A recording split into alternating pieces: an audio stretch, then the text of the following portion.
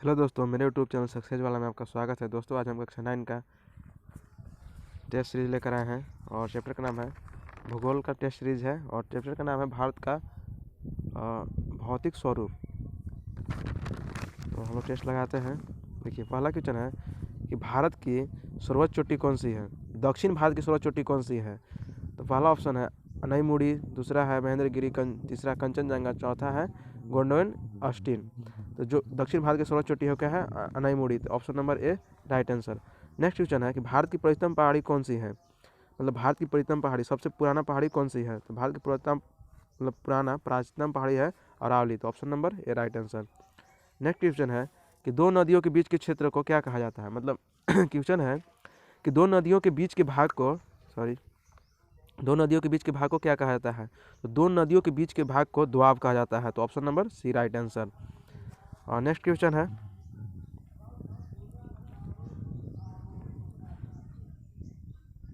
घाघर और तीस्ता नदियों के बीच के क्षेत्र को, घाघर और तीस्ता नदियों के बीच के क्षेत्र को, मतलब बीच स्थित मैदान को क्या कहते हैं। तो गंगा का मैदान। तो ऑप्शन नंबर बी। देखिए नदियों के विभाजन के आधार पर बांटा गया है। तो सिंधु का मैदान है, ब्रह्मपुत्र का मैदान है, गंगा का मैदान है, सतलज का मैदान है। तो पढ़ना हम लोग के अब तो जो घाघर और तीस्ता नदी है उसके बीच के क्या कहते हैं, गंगा का मैदान कहते हैं। नेक्स्ट क्वेश्चन है कि शिवालिक गिरिपदीय मैदान को क्या कहा जाता है। तो देखिए शिवालिक गिरिपदीय मैदान को, मतलब शिवालिक के नीचे के भाग को क्या कहते हैं। तो उसे भाभर कहते हैं। तो option number A right answer.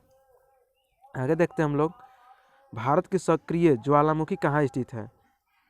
तो बैरन द्वीप में। कहाँ पे स्थित है, बैरन द्वीप में। तो option number C right answer. 7वां क्वेश्चन है कि लक्काद्वीप, मिनिकॉय, एनिमे द्वीप आदि द्वीप समूह किस नाम से जाना जाता है। तो देखिए इस सब समूह को लक्षद्वीप समूह कहा जाता है। तो 7 का सी।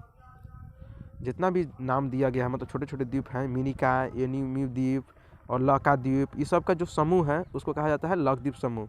आगे नेक्स्ट देखते हैं हम लोग 8 नंबर,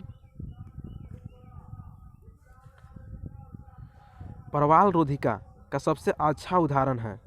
परवाल रोधिका का सबसे अच्छा उदाहरण है। तो ग्रेट ब्रियर रिफ जो है परवाल रोधिका का सबसे अच्छा उदाहरण है। आगे हम लोग देखते हैं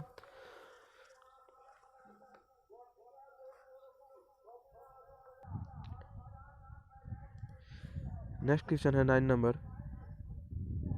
3 दिशाओं से समुद्र से घिरे स्थलीय भाग को क्या कहते हैं। तो देखिए तीन, मान लीजिए एक ऐसा फिगर दिया हुआ है ऐसे, इधर भी समुंदर है, इधर भी समुंदर है और इधर भी समुंदर है। तो वही पूछ रहा है कि 3 दिशाओं से समुद्र से घिरे स्थलीय क्या कहते हैं। तो प्रायद्वीपीय कहते हैं। तो भारत एक प्रायद्वीपीय देश है, ठीक ना, क्योंकि देखिए भारत का आकार इस प्रकार से है और यह भी समुद्र से घिरा हुआ है। तो इसीलिए क्या कहते हैं इसे, प्रायद्वीपीय भारत, मतलब प्रायद्वीपीय कहते हैं। तो 3 दिशाओं से समुद्र से घिरा स्थलीय भाग क्या कहते हैं, प्रायद्वीपीय कहते हैं।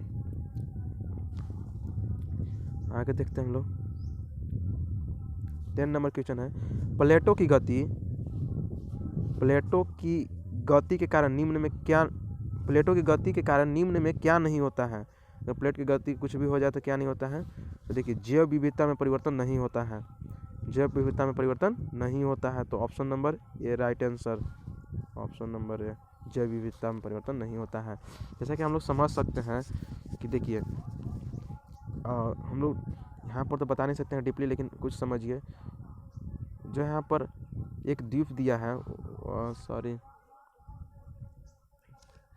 मतलब देखिए यह टूटा हुआ भाग है, अफ्रीका से यह टूटा हुआ भाग है। तो जो जनजाति यहाँ पर अफ्रीका में पाया जाता है ना, वो भारत से भी मिलता जुलता रहता है कुछ कुछ। आगे देखते हैं हम लोग 11 नंबर क्वेश्चन,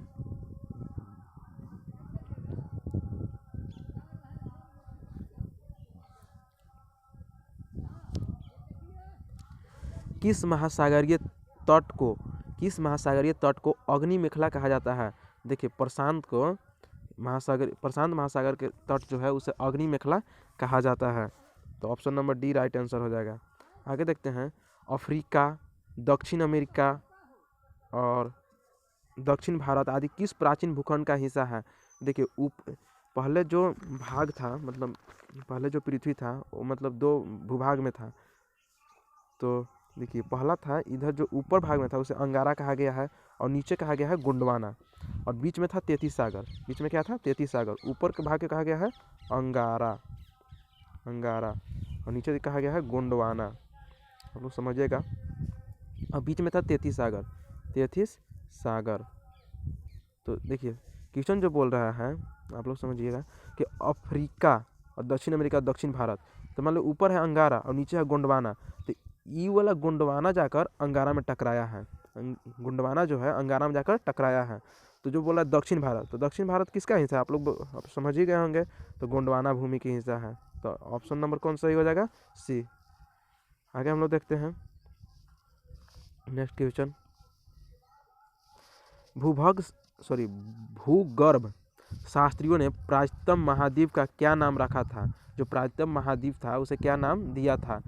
तो देखिए 13 का हो जाएगा ए, पेंजिया नाम दिया था। इसे क्या दिया था? पेंजिया। आगे हम लोग देखते हैं हिमालय के स्थान पर 40 करोड़ वर्ष पहले कौन सा सागर था? तो देखिए अभी हम बताए थे कि ऊपर जो था इधर अंगारा था और नीचे क्या था? गोंडवाना, और यहाँ पर क्या था? तैतीस सागर था। तो देखिए यही 33 सागर से निर्माण हुआ है किसका? जब अंगारा लैंड और गोंडवाना लैंड टकराए हैं तो बीच में जो 33 सागर था यही जाकर ऊपर उठ गया है, तो इसी से निर्माण हुआ हिमालय का। तो देखिए तो बोल रहा है कि हिमालय के स्थान पर 40 करोड़ वर्ष पहले कौन सा सागर था? तो 33 सागर था। आगे देखते हैं हम लोग म्यांमार सीमा पर कौन सी पहाड़ी है? तो देखिए अगर हम पूरा भारत का अगर नक्शा इस टाइप से बना दें, अगर इस प्रकार से हम भारत की नक्शा बना दें तो आप लोग समझने की कोशिश कीजिएगा। 15 नंबर क्वेश्चन ध्यान से समझिएगा थोड़ा सा, 1 मिनट रुकिएगा।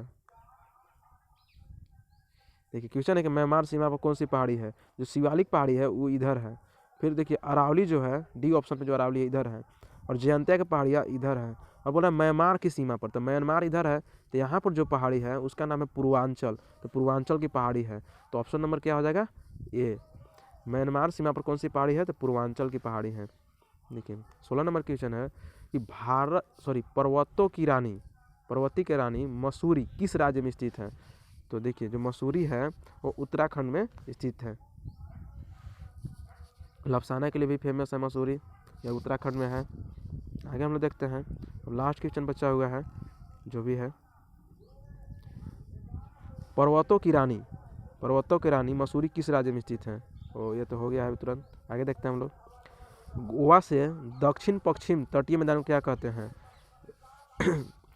देखिए गोवा से दक्षिण पश्चिम तटीय मैदान को क्या कहते हैं? मलाबार कहते हैं। तो 17 का ऑप्शन नंबर डी हो जाएगा। नीलगिरी की सबसे ऊंची चोटी कौन सी है? तो दोदा बेटा है। नीलगिरी की सबसे ऊंची चोटी कौन सी है? नीलगिरी पर्वत है और उसकी सबसे ऊंची चोटी कौन सा है? दोदा बेटा। तो option number B right answer.